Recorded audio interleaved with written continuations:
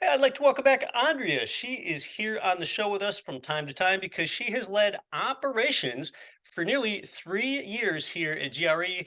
She has international professional experience. She has worked in India and the UK, and she has her MBA. She has experience as both a broker and a realtor, meaning that she's also a member of the NAR. And I'll tell you, she's got way more letters behind her name than I do. And Andrea, of the 26 letters of the alphabet, are there more behind your name than aren't behind your name? There are, but they're not related to this podcast at all, so we won't talk about those. Okay, I probably didn't even mention all the credentials that you have there formally. And it's interesting. Although we're both passionate real estate investors, we are opposites in a lot of ways. You are good with tax and legal. That's not my strong suit. And last year, I shared with you that I enjoy writing our Don't Quit Your Daydream letter each week.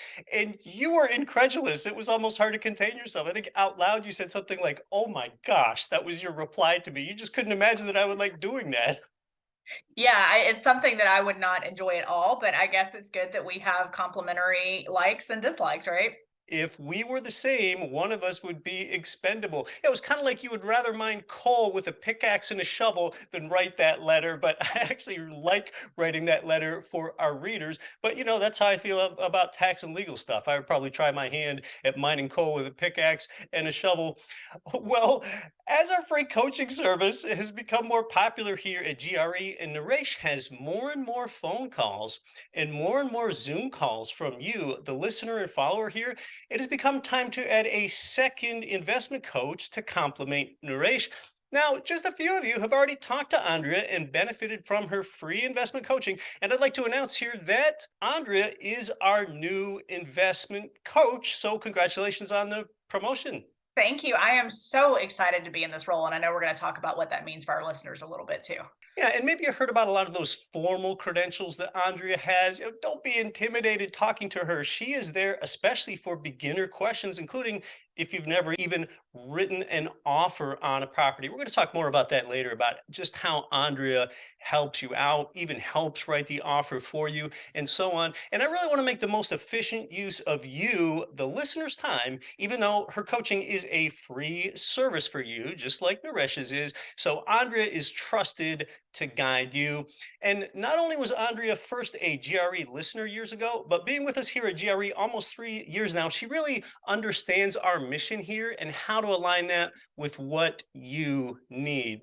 And besides having all those formal credentials that I mentioned earlier, Andrea is a highly active practitioner in the field, investing herself. So, with that in mind, and now that you are our brand new second investment coach, why don't you just get us up to speed before we talk about the coaching later? Tell us what's happening with you investment wise. Yeah, absolutely. So things have been interesting the past year. I've changed a little bit of the way that I'm doing things and the opportunities I'm looking for, but I still kind of have some of those basics that I still kind of fall back on. So the past year, I've shared with I think people on here that my husband opened a new business up here in Detroit. So we've been using that to help kind of build our real estate portfolio up here. So we're still purchasing single family homes. We're still doing a mix of wholesaling as well. So we've been kind of focused on that and how those two businesses can complement each other. The past few months, I've done a little bit of something different than what I typically do.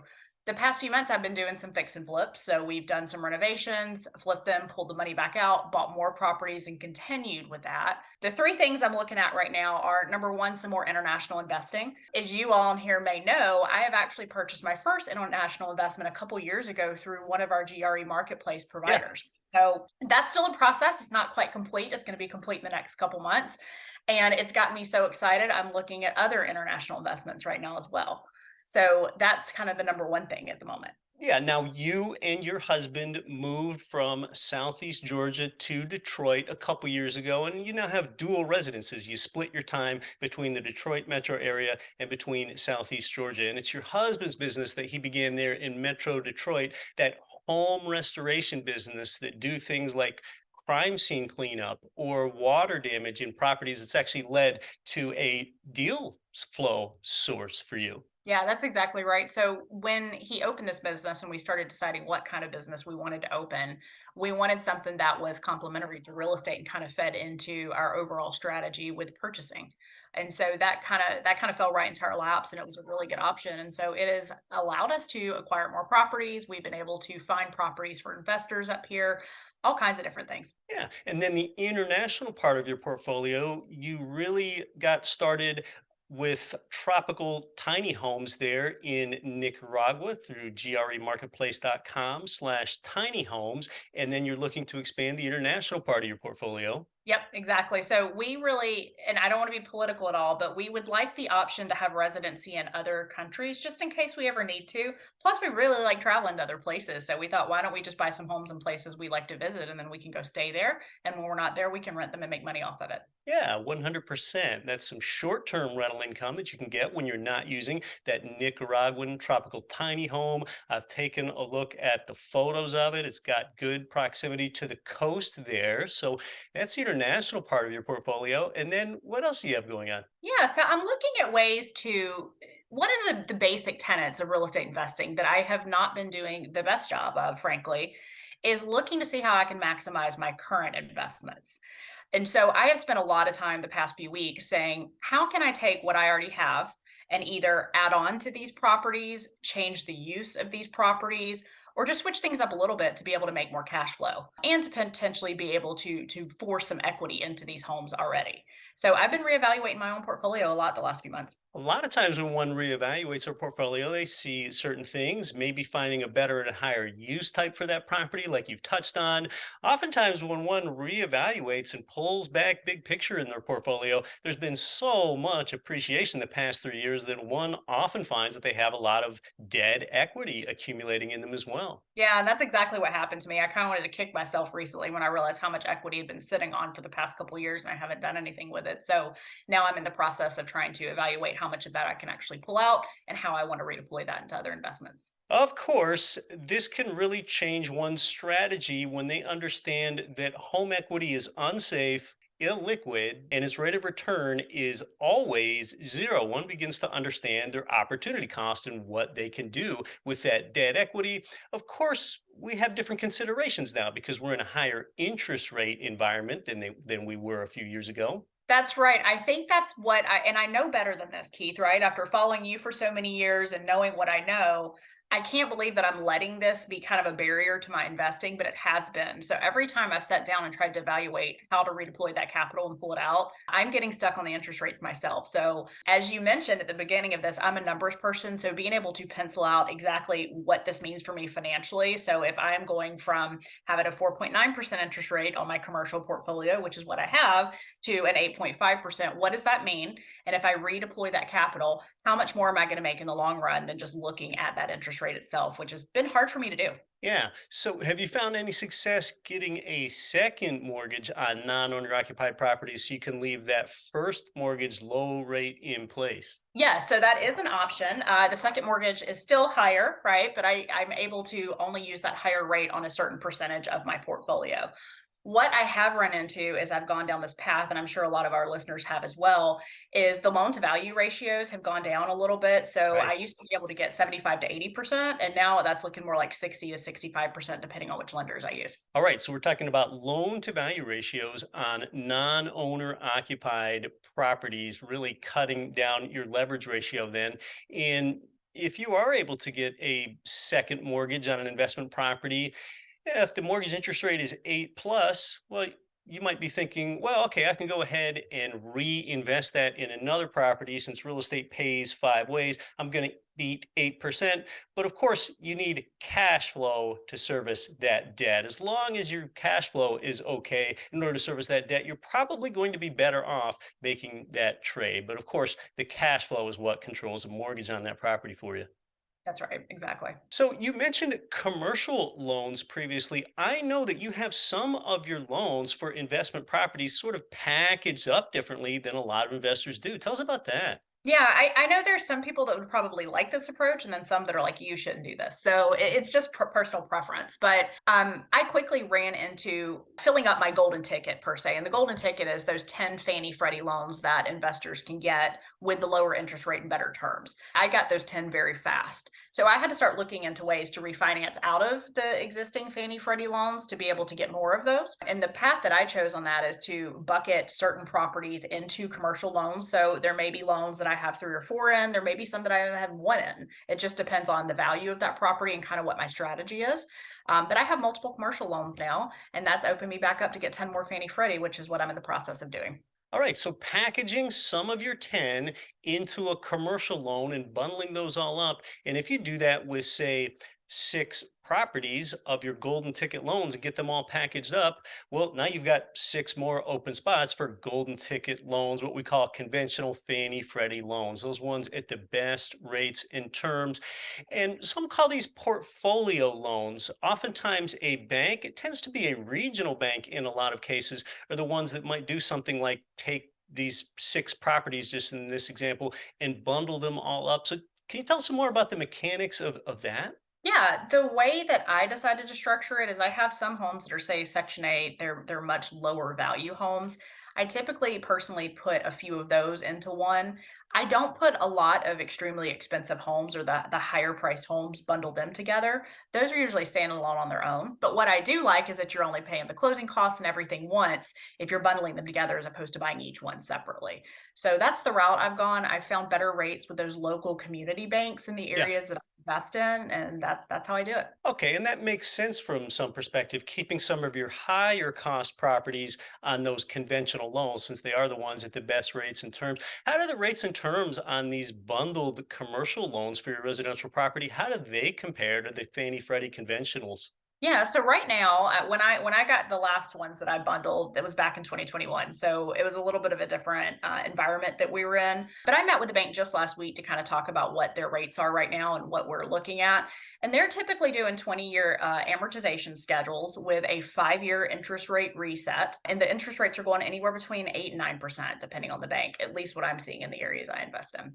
Talk to us some more about some of your favorite investment areas. Of course, you split residences between 2 investor advantaged areas. You're really fortunate that way. That's Southeast Georgia, which is where you're from, and then Metro Detroit as well, where you get advantageous rent to price ratios there too. That's right. Yeah, I'm a little bit biased. So I personally prefer cash flow over appreciation. Both are nice. We typically get both, but I really like the Southeast market. So I like Florida, I like Georgia, even some of the Carolinas, just depending on what you're looking for. Alabama is a really great market. I also like the Midwest. So Midwest, you're still finding really great cash flowing homes in like Ohio, for example. Even in Michigan, we have some great 1%, which I know everyone likes that, the 1% rule, which isn't really a rule. But those are the markets that I tend to invest in myself. Yeah, I've even resorted to calling that the 1% guide. Like a rule is Yeah. something that shouldn't be broken. But of course, when we're analyzing our numbers, it all comes down to, does income exceed expenses on a Yeah. property? So why don't you just get into a couple more of those areas, including, as you're talking about them, letting our audience know if you can help them coaching in those areas. Why don't we start with where you're from? Now, Southeast Georgia, it's an area that we haven't talked about too much on the show here. And we're basically talking about an area that's just north of Jacksonville, Florida, and that includes Brunswick, Georgia. So we think about that geography. We think about a coastal area. Oftentimes, coastal areas are where short term rentals work better. And as you go inland, there aren't as many short term rental vacation type of people inland. So once one goes inland in Georgia, just in general, that tends to work better for long term rentals. So can you tell us about your strategy there in the Brunswick, Georgia area, which is where you're from? Yeah, absolutely. So that is the area I grew up in. When I started real estate investing, when I was a brand new investor, I didn't really know what I was doing, like a lot of people. And I started purchasing in that area just because I knew it, it was familiar. And I knew it cash flowed, right? So that was the most important thing to me. What I didn't realize is I was kind of sitting on a gold mine in that area because it wasn't really discovered by a lot of investors outside of the community. There were a lot of economical drivers for why rents were high in that area, but prices were still low. And so I still have a large majority of my portfolio in that area, and that is still where I do a significant amount of my investing. In it, I use kind of a mix of investment styles there. I do long term buy and hold for single families. I do it for multifamilies as well. And then I do a lot of midterm rentals as well, and we can talk about what that means. Yeah, and you are still back there in that area about monthly in Southeast Georgia. You have a lot of properties there. You do a lot of business there. You help other people get started with rental property in that area. And I think, Andre, you and I touched on this before on a show. This includes Jekyll Island, one of the Georgian islands just offshore there. And this is a part of Georgia they call the Golden Isles. Yeah, that's right. It's a really interesting area. If you haven't heard of it before, I bet you have once Keith mentioned Jekyll Island here. So, Federal Reserve was created this area. We have a lot of generational vacationers here. And what I mean by that is it's a beach town, there's multiple islands. And so, people from the tri state area and even nationally come here year after year after year. And they've been doing it since the 40s. So that's one thing that's really good about this area is it's a vacation town. It always has been. They're not going to start restricting short-term rentals just because of that. The other thing is there's a large growing older population in our area. So what that means is we're having state-of-the-art medical care. We're having a lot of people here that are traveling nurses, for example, to help expand that healthcare with the aging population. And so that's where these midterm rentals come into place is those nurses and doctors need somewhere to live while they're here on their short-term assignments. Ah, that's really interesting. Matching up the midterm rental with that demographic that needs it, these traveling medical professionals. Now, midterm rentals, I think of that as having a tenancy duration of between 30 days and 6 months. That's what I think of as a midterm rental. Yeah, that's about right. Depending on who you talk to is what the definition of this, but we usually look at anywhere from 28 to 30 days or more. You start getting over 6 months, you're looking more towards that long-term rental. But we do have a lot of people that rent from us or from my clients that have 1 year contracts that they're there for, and it is a fully furnished rental for that entire time at a premium price. Yeah, so midterm rentals, we're just about always seeing those as being furnished. That's right. They're furnished. They come with electric, sewer, trash, landscaping, internet, everything that somebody would want to live there where they don't have to do anything. Yeah. What kind of platforms are midterm rentals advertised on? For example, short-term rentals are typically on Airbnb and VRBO. How about midterm rentals? Midterm rentals are similar, but with some differences. So we do still list those on platforms like Airbnb or VRBO. We also have platforms such as Furnish Finder, which is really good for looking for short-term nurses, for example. A lot of the rentals that I get in the area are direct bookings just because of the relationships I've developed in the community. Everybody kind of knows me as the midterm rental gal. And so anytime a local realtor, a local business has someone coming into town that they need to find housing for, they usually pick up the phone and give me a call. Same thing with the hospital. I've developed relationships with them, and they have me on a list. Basically, if they have someone coming into town, they say, "Hey, call her. She may have something available for you." Oh gosh, yeah, that's great to really have the insights there in the market that you're from. You can leverage Andrea's local knowledge there in an investor advantage play, Southeast Georgia.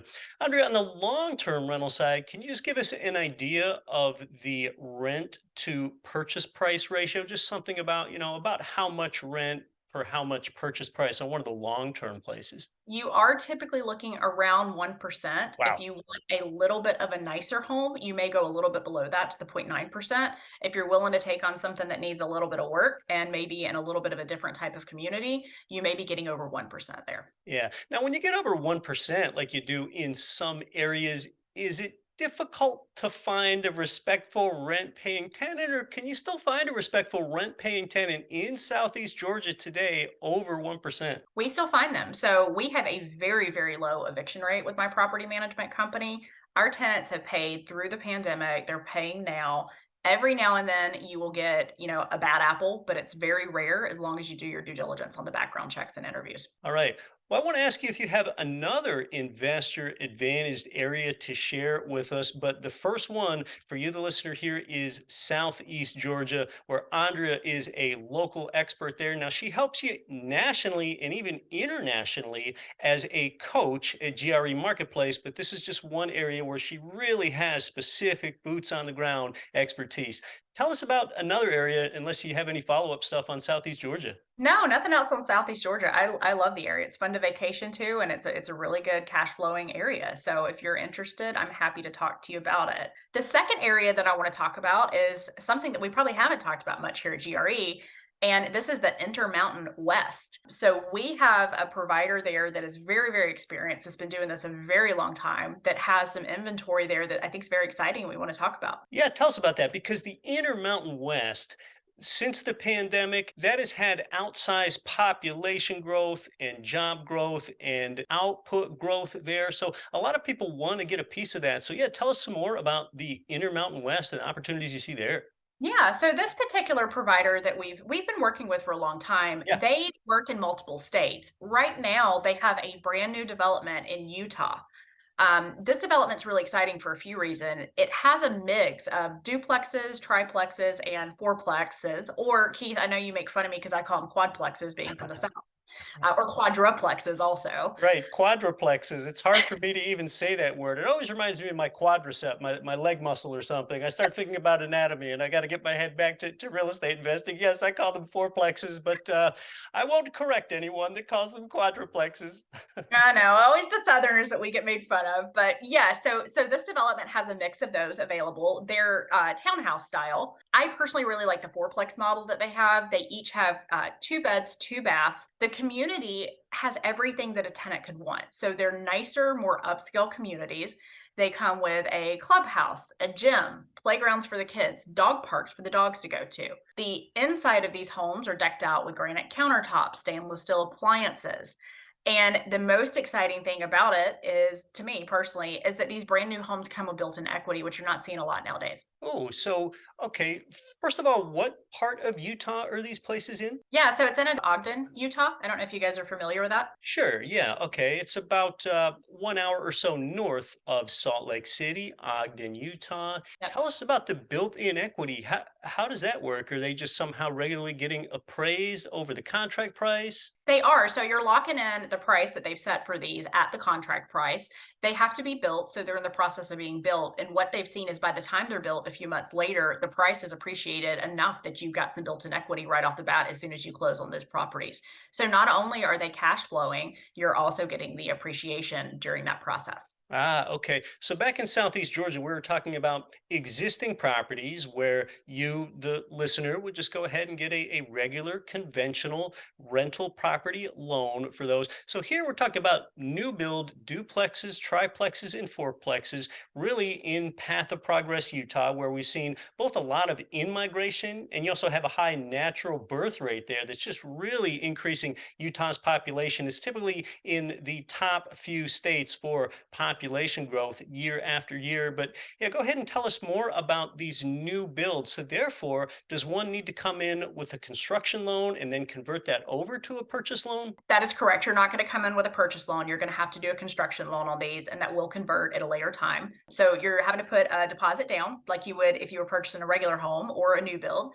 And then you will wait until the end of it. It's 6 to 9 months, I think, on the construction period right now. And then those units should be complete for you at the end of the year. Yes, so this could be really attractive. New build in Utah, but your purchase price, it is locked in. So therefore, if appreciation continues during the construction stage, that's where oftentimes that built-in equity is coming into play. That's exactly right. And it's really hard right now. A lot of our listeners probably know this, but it's very hard right now to get brand new construction, quadplexes, or quadruplexes.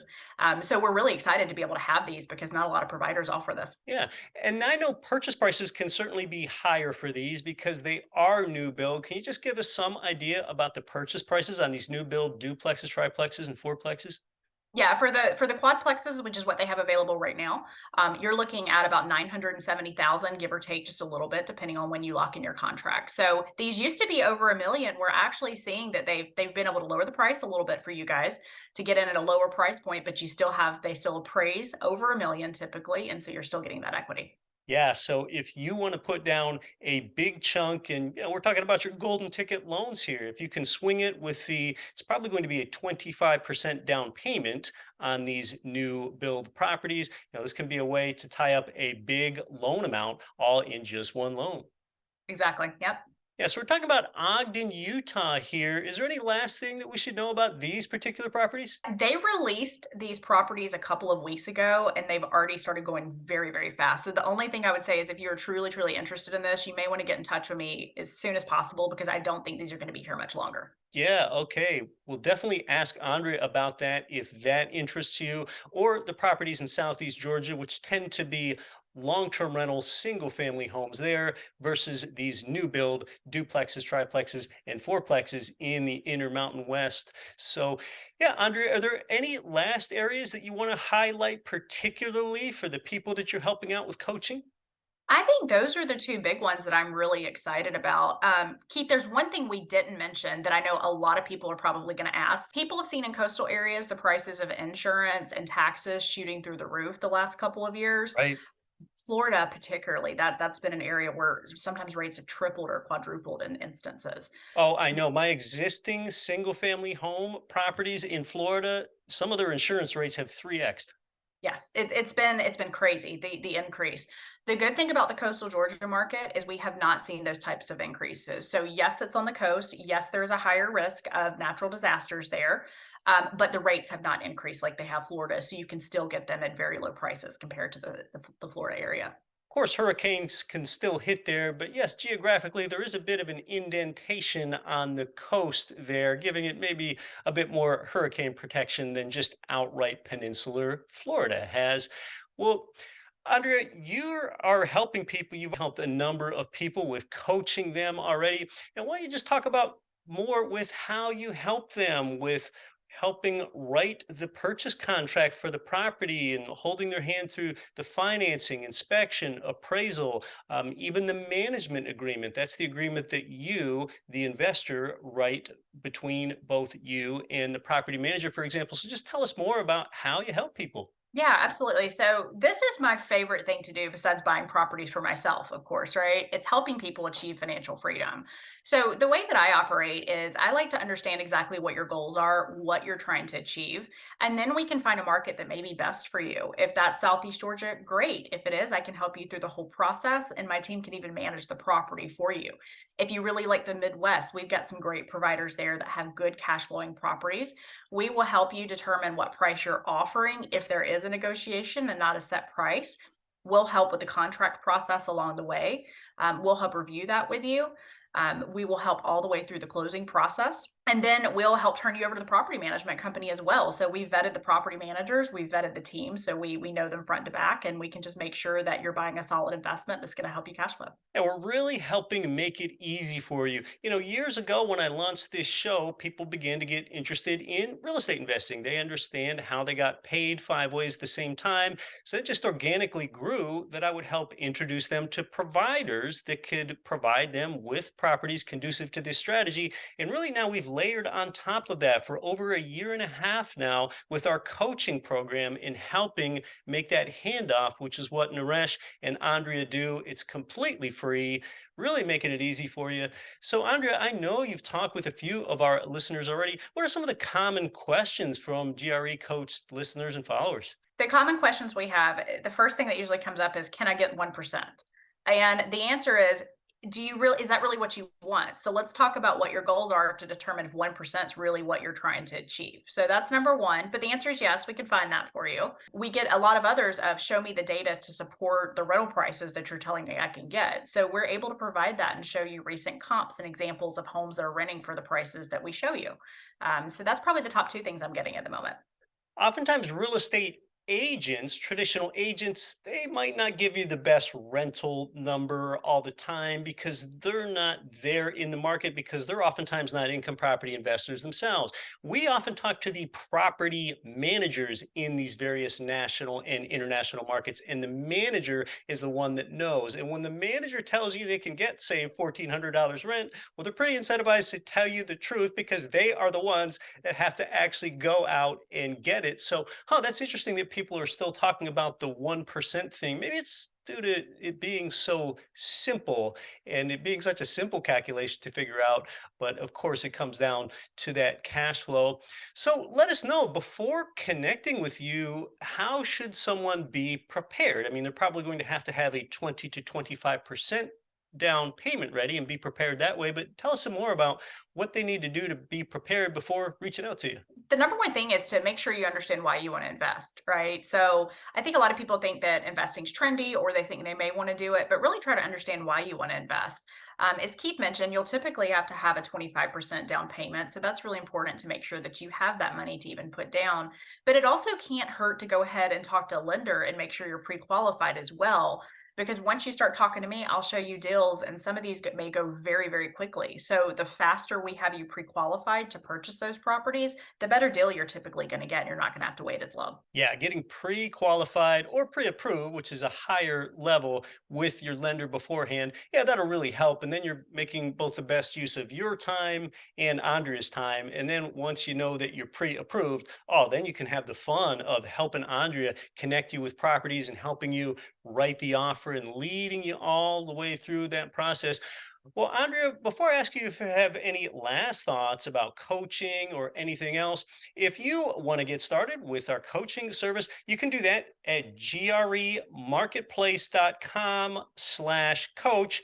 And I'm happy to tell you that that is a completely free service. Andrea is in there as one of our investment coaches now, as it has been quite a popular service. She's very, very capable, proficient, and experienced in helping you. Any last thoughts, Andrea? No, I don't think so. If you go to the URL Keith just gave you, you'll see my photo up there, and then you should have a link to be able to book a meeting directly with me if you'd like. So I look forward to chatting with some of you and getting to know you better. gremarketplace.com/coach. It's great to have you on board. Well, you've already been on board, but now in a different capacity, helping out our followers. Congratulations. Thank you so much, Keith.